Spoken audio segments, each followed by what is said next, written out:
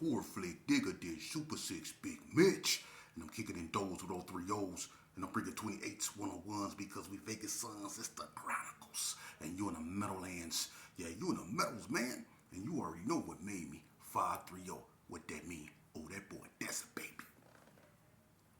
Boom. Hubba dub, scrub, 22-inch gold Dana Danes and Big Bolo Yang could never be on McLean's, man.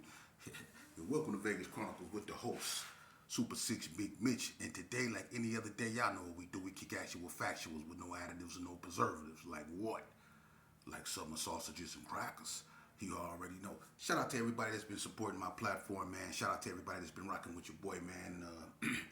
You know I correspond with my audience, right? So let's get one thing straight. When I talked about yesterday in my video, incidents that, I'm not talking about the Cali Boys versus Vegas, but I talked about how the Vegas Crips and the Cali Boys formed a coalition. And, people, look, y'all too old to be in that mindset. So let me put it in perspective for you, okay? You had one guy that say, yeah, we ran all the Crips off the yard. Then you got one guy that say, oh, I was a Crip and I was on that yard in '96. Look, this is what happened. When the incident with the Cali Boys happened and I got poked, okay, they took all the Cali Boys off the yard and they sent most of them to Ely. All right? What happened was after that, Boosie B from Playboys, he came, I think, from camp, and he came over there to Nncc yard. Now, at this time, it really wasn't no Cali Boys on that yard. It was Vegas Crips on that yard, But what happened when Boosie B came over there, something went on that yard. I was in the hole when it happened. And that's when the riot kicked off on the yard with Egypt, One Way, and all them. Toothpick from Hustler, Half Breed, Pretty Boy from BTDs, and a few more. They all got into it with Boosie B them. Said Mac from 60s. Said Mac from Rolling 60s, him and his homeboys, all them got into it with Killer Cat them from West Coast Blood. See, that was the second riot. That's when they ran all the Crips off Nncc yard. Okay? Now what happened was Warden Brenda Burns told the Gersons and the Bloods if they continued that behavior, she was going to ship all them in different directions. And that's when the Crips came back to the yard. Ain't nobody saying the Crips was punks or nothing like that. No, that's not what I'm saying. But they were outnumbered and that yard was filled full of nothing but Gersons and Bloods. But then the Crips came back, and that's when people like Lil Wet from NTGs, Bone from NTGs, Wolfie from NTGs, Romeo from 60s, Big Meech from 60s, Chucko from 60s, Roro from 60s, Lanai from 60s, Apple, all them, Weed All, Dan Loke, all them came to the yard. Chucko, Big Mo D, all them come to the yard. See? And that's when Dan Loke, the 60s, formed an alliance with the Gersons because of Mad Meech and Gangsta Rob. Mad Meech spoke on that. How he if y'all look to go to the live interview I did with Mad Meech, and Meech will tell you how him and Gangsta Rob formed an alliance. See? That's the 60s had a car on there, and the 60s had a strong car on that yard. You see? But Dan Loke, he tried to form a Northtown cop, a Crip cop. And that's when Weed Dog and Wolfie had the incident, you see? And because Wolfie and the NTGs, it wasn't no Northtown coalition on the street at this time. This was in 95. There was no Northtown coalition on the streets. You see? And Wolfie didn't want to be, and the NTGs didn't want to be, down with the Donnas like that. They was like Northtown gangsters, because Bone and Lil Bread and Lil Wet and Lil Bread, they hung out every day. So they didn't want to be a part of no coalition like that, and that's when they got into it, And the Bloods peeped what Dan Loke was trying to do, and that's when the incident happened with Dan Loke and K Loco them in the unit, see? And that's when Dan Loke got poked up the next day. His own brother was right there, Don Juan. Don Juan seen it happen. You know what I mean? So that's when all that happened, to put it in proper perspective. So in 96, it was Crips on the yard. You see? Because people stopped tripping like that. But when Boosie B came from camp, they did run all the Crips off the yard. And it was just Gersons and Bloods. And this was in 95. This was in early 95. Late 94, early 95, somewhere up in there. You know, so that go, you know. And one thing about prison, man, it don't matter who you are. See, that's one thing about prison. Everybody want to be tough on this internet. You can be anything you want to be on this internet. You can tell any lie you want to tell on this internet. But in reality, when you behind them prison walls, a lot of people that be poking their chests out, they need those COs. They need those wardens. They need those investigators. And they work with them too. Because up in there, all this right here, that don't mean nothing. People go sign that check. They go come see what you talking about up in there. Because there's some dudes that ain't never going home up in there. And every day they wake up, they looking for something to do. Or something to do something to somebody. Or to do something to somebody, forgive my English. But that's what goes on in prison, man. And believe me, when I went up in there, I learned the hard way because I wasn't in prison 6 months before I was blasted. Because I tried to play a game I knew nothing about. Bringing my fist to a knife fight. And I got carved up. More than once. And you know what? As hard as that made me, as mad as that, let me tell you something about my behavior when it came to that penitentiary system. You ask anybody that know me, I was in there, I was extorting people. You know, I was in there sharpening knives on a daily basis, passing them out. Whatever I can do to stay into something, I was in it. I kept the yard tense. I kept the yard, you know, on the verge of erupting. Whether it was the Gersons versus Northtown, the Gersons versus California, the Gersons versus the Sureños, the Gersons versus the COs, I kept something going in prison. You ask anybody, I was actually banned off prison yards because of my behavior. I didn't think I was going home. I done been blasted up. I was angry. I wanted revenge. You know, I wanted something I knew I couldn't get back, which was my eye. And I told people that I would stop doing what I was doing when I got my eye back. And I knew that that wasn't going to happen. So I didn't plan on stopping. But my behavior got so bad, I started calling out the COs. You see? I started challenging authority on a whole nother level. I told them, let's run that. I got into it. Listen, when they kicked me off NSP yard, they put me in Unit 12. You know, and when I got real big. Me and Ray Turner, we was working out. We've been working out for about 2 years at that time. I got real big. Everybody remember me on that yard. The three strongest dudes on NSP yard was me, Big Jimmy from Nncc, and Big Pretty. We was the three strongest dudes on that yard, hands down. Doom Buggy, Ray Turner was strong, but he was strong on the legs. But me, Big Jim, and Big Pretty, and light-skinned JD from Northtown, tall JD, he was strong too. We was the strongest dudes on that yard. So I was a big old dude, man. So I got locked up. I got put in Unit 12, and you know, I wasn't feeling what they did to Fashion. Fashion was a good dude. Fashion was a dude that liked messing with them female COs. But he was up in Carson City. And you know, they don't play that. You mess with them women up there, they take that personally. So they broke Fashion jaw. The police did, the COs. And they say they did that for you know, they told them why they did it. They say that's for talking to a white woman up in Carson. They broke Fashion jaw. Everybody remember that. So I kind of had animosity toward the COs anyway. I thought they was, you know, racist. You know what I mean? I thought they catered to the white inmates and the Hispanic inmates, and I always try to put the black inmates at a disadvantage. I felt that way, and I had reasons to feel that way because I seen it, you know. So I was really looking into getting into a physical altercation with the COs up there, and Unit 12 was one of my first ones that I really remember, you know. And I remember when, you know, they told me, you know, they basically gave me 5 years in a hole. That's when they gave me the max, 5 years. They found me guilty for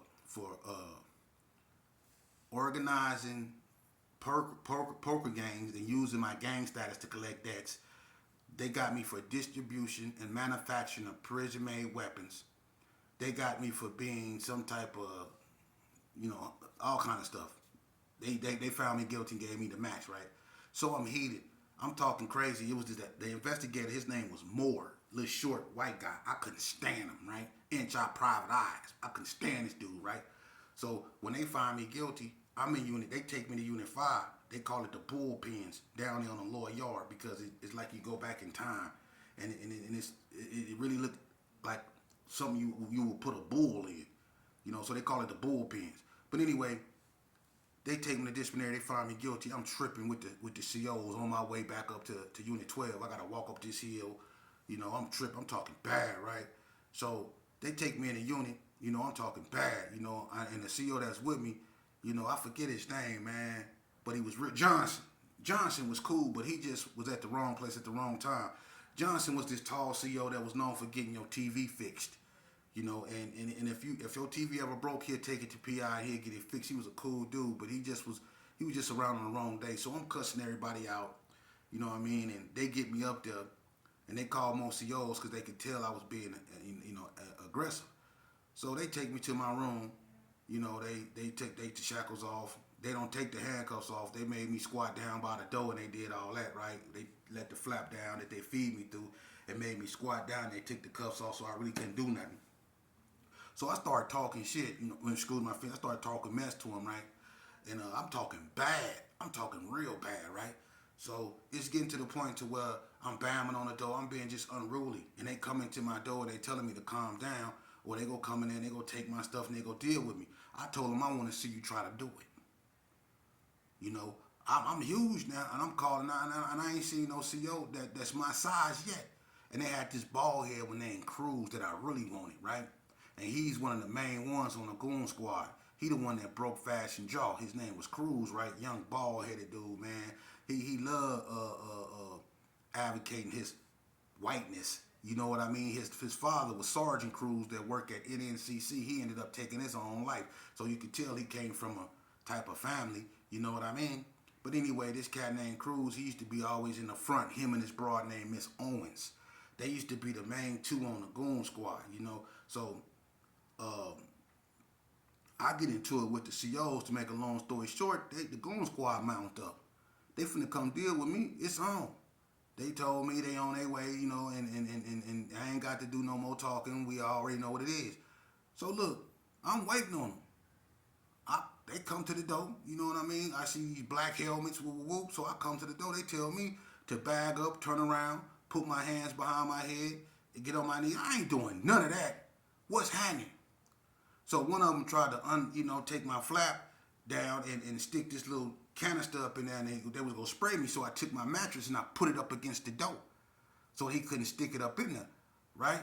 So we doing all that. I'm not finna let y'all mace me like that. Come up in here. So they told me that he got a mat. They told the other COs he got a mattress. You know what I mean? So they was like, we finna do an extraction. So when I heard the word extraction, I know that type of talk. That mean they finna come in there and pull me up out of there. So I'm like, oh, this one is finna get good. So look, I took some baby oil and I put it all on my floor. Yeah, we finna go Zulu style. I put it all on my floor. I poured all my baby oil on my floor right there in front of the mattress and all that. So when they come up in there, I'm gonna move this mattress out of the way and we gonna be slipping and we go sliding. One thing I learned from fighting the COs in prison is they don't like baby oil. When you baby oil up a lot, that stuff gets all on them. They don't like that, especially the white ones. They don't like that stuff. It gets all on them. It gets in their face. It gets in their eyes and stuff like that. They don't like that stuff. They don't. And another thing, if you take like your deodorant, your Men and Speed Stick deodorant, and you rub it on your hand, real long, and you put it all over you. You put it all over your baby oil and stuff like that under your neck and all that.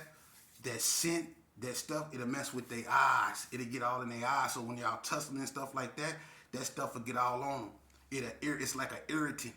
It's you just take your deodorant if you got the deodorant that come with the alcohol and rub it on your hand a long time and you just put that stuff all over you.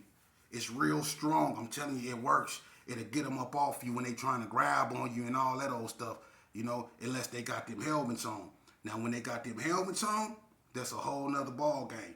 Because I actually punched one of them. When they ran up in the room on me, I had that baby oil on the floor. And when they ran up in the room with me, I punched one of them helmets, man. And let me tell you something, man. You ain't nothing you can do with that. I punched one of them full force. Boom! And it didn't do nothing because when they come in there with a shield. And I didn't know that them shields, if they push a button on their shield, it shocks you. It's a shock shield. They got a button, man. It's like a shield taser. And what they do, they come in with that shield and they lay on you, man. Look, and they push that button on you. And it ain't nothing you can do. But when I put that baby oil on the floor, when they ran up in there, we was in the skirt. Did none of that stuff work. Because everything was moving. Everything was skirt. They couldn't get a hold of me like they want to. I took my shirt off. I had that baby oil on. We was in the toughness. And I was swinging. Look, I just closed my eyes and I just started throwing blows. We was in that fight. And I got slapped with walkie-talkies, flashlights, everything. I put up a fight for about 7 seconds. A good hard one. I'm a big dude too. But let me tell you, it was like they kept coming. It was like they kept coming. And look, I went from I was disrespecting them, calling the words to using that rapping hard to okay, sir.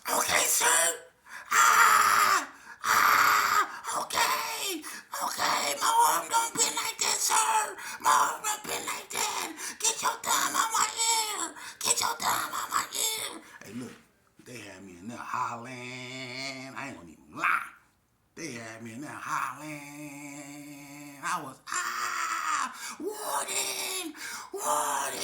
They was whooping my, and look, I thought, listen, I forgot I was in prison because they was smashing me like we was on the street, boy. Look here. I'm telling you, they don't like baby oil. And it's like they really smashed me and then look, when they whooped me, they hog-tied me. For real, they had me hog-tied and they slid me up out of there like I was luggage. For real, they slid me out my room so hard. I boom, hit the, they got these steel drum trash cans. They slid me out there. I hit that trash can hard. Boom. Man, they had me in that toe up, and I was a big dude too. You know, I was a big dude, but they whooped. Man, look, I didn't want to be tough about 6 months. I was on my best behavior. I went and got on me some medication and laid it down. Straight up. I'm not gonna even lie. Look, I went and got on some meds and laid it down. For real, they put a whooping on me that had me up in there. Man, look here, they had me standing in pill call. I had me standing in pill call line like this. For real. I came up out of there with all kind of baby oil boot prints on my face and shirt. And man, they beat the brakes off me, man. For real. So it don't matter how tough you think you are. Boy, look here. I was whooping them for about 7 seconds, though. I had a good 7 seconds, and I was putting it on them. But boy, they had me in there. Sir. Man, they was putting me in all kind of, man, look here, man. And I know how to wrestle. I just didn't know how to wrestle that day. They whooped my, look, man. So it don't matter how tough you think you are, bro. They whooped me out that room, man. And I ain't scared to say it neither. You know why? Because that's normally how it happened. It don't matter who you are. Killer Cole from 60's got some of the coldest hands. He fought the Goon Squad in Ely. He put up about a 12-second fight, and he still got a permanent knot in his head from them boots. Ask Killer Cole, he still got a permanent knot in his head from them boots, them Ely boots, standard issue. He got a cold knot in his head, still in his head. So it don't matter how tough you think you are, man. They gonna shut you down up in there, man. So that's why I say at the end, they always win. The COs, the warden, they the ones win, man. But see, my stories isn't to glorify Vegas cats being tougher than another cat that's from another state. It ain't about being tough, because, brother, you can never be tough enough, man. And I don't know what it is about people wanting to be tough, you know. Tough guys don't live long, man. Smart guys do. Because smart guys know when to walk away from stuff that's not worthy of their time, man. Smart guys. being intelligent, being smart, having to know how to walk away from certain situations, especially unhealthy situations. That's the new gangster. Being smart, not being tough. Being tough and trying to act tough, it makes you typical, man. It makes you a target. For real. And the tougher you are, the harder you go. For real. You have to learn how to use your noodle, use your head more than you use your hands, man. Learn to think. Learn to use this. Let this control these. Don't let these control this. Because when you let this control this, you always end in a quiet place. And I'm going to tell you something that needs to be really looked at. You know how many cats my age that got so caught up in this gang banging thing, man, that they lost sight of their own child? They did. I'm going to tell you a story, right? And you could just look at it as a metaphor. But I'm going to try to make it quick. It was this one cat, right? He was a reputable. It don't matter where he was from, but he was a reputable. He was a banger, you know. And, you know, he was really known for being in that with that get down. But he had a son. You know what I mean? And, you know, unfortunately, you know, him being so submerged in the gang life, he succumbed to drug use, you know. So he got into them drugs real tough. And as time went on, he lost sight of his son, you know. And the game, it started to change as time went on. But he just got so engulfed in drug use, he just lost sight of not just his son, but he lost sight of who he was, you know. And so his son come up in a new era where they click bang. Things then took a turn in the game for a whole nother worse. They click banging now. So his son then got into the click banging lifestyle, right? And now his son, you know, he really from the same gang his father from, but he a click banger. And so he got a childhood friend, his son do. His son got a childhood friend, they grew up in the same area. But his childhood friend ended up being from another clique. See? Now, the two cliques don't get along, right? So the OG blood cat who I was just talking about, his son, right? He ended up unaliving one of his best friends, right? Unfortunately, the best friend that he unalived is his father's childhood friend, another OG reputable, right? So now, the father that strung out on drugs, he messed up because he know that his childhood friend, which is an OG reputable too, ain't go for that, and they coming for his son. You see? So he's stuck with a cold decision because now the police done got in it. So now the OG stuck with a cold decision. Turn my son in or lose him. Because he know that they coming. And these people that's coming, they go do what they coming to do. Ain't no talking to them. Ain't no solving it. Even though they grew up together, his son took his son's life. So he looking at it as he don't want to hear nothing. The only thing to rectify that is his son's life. So he stuck with a decision. Either turn my son in or lose my son to these streets. What you think he did? Remember, there's a code in the street. Silence is gold, and we don't do no telling. Ain't that supposed to be the code? Well, he turned his son in to save his son's life. And even his own son to this day hate his guts. Because he turned him in. His son would rather it played out in the street, however it played out. You know when you young and you naive, you think you super tough. I tried to have it play out on the street like that. Knowing that wasn't going to be the best thing or the right thing for me to do. Knowing that now. But back then I didn't care. And so when he turned his son in, now his son turned against him and hate him. He stuck with that. You know? But what people don't understand is that was his son. What else was he going to do? Bury him? That's the thing I'm trying to tell a lot of people.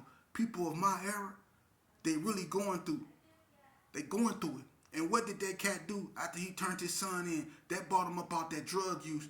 He turned to God. That was the only person there that he could turn to. His whole hood basically turned on him. His own child don't want nothing to do with him. Everybody calling him, a snitch and all this old stuff, but they not looking at it from his point of view. What was he supposed to do? Bury his son? He couldn't undo what his son did. So what he was supposed to do, just let them have his son like that? And then he blamed himself. So what he do? He turned to God. And that was the only person he could turn to. See, that's what a lot of people like me and other people go through. I mean, that situation didn't happen with me, and I hope I never have to go through that. But that's the situations we find ourselves in when we allow our own children to be poisoned with this bull crap that we got poisoned with. That's why we got to start paying more attention to our children so we don't wind up in that situation, man. Do that make sense? Because there's some dudes up around here that was reputables in this game, man, that don't smile no more. Because it's a void missing because they lost their child to the same game they used to play. How many OGs done buried their sons to the same game? It's not man, listen, I lived this life, and in the same attitude a lot of these youngsters have, I had it. And I've been through probably way more than a lot of these youngsters ever go through or could go through. Things have changed. I really been through a lot in my life, so I'm telling you, there's no darkness that I haven't witnessed or experienced.